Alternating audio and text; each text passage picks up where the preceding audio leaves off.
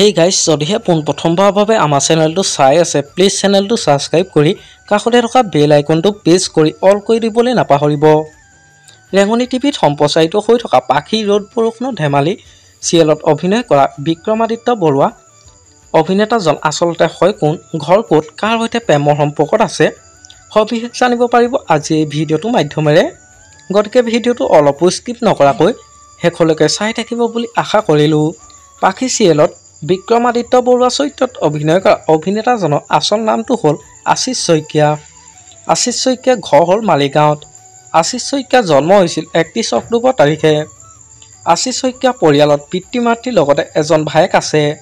মাতৃৰ নাম হ'ল মিনু ৰাজকুমাৰী, পিতৃৰ নাম হ'ল মোহন শইকীয়া আৰু ভায়েকজনৰ নাম হ'ল জিষ্ণু শইকীয়া।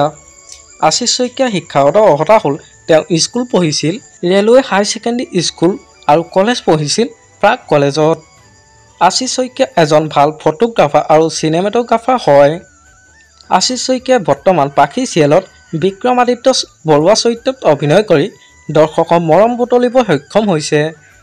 আপোনালোকে বাৰু পাখি চিৰিয়েলখন চাই কেনেকুৱা পাইছে মোক এটা কমেণ্ট কৰি জনাবচোন। আমাৰ আজি ভিডিঅ'টো আছিল ইমানেই। আজিলৈ বাই বাই।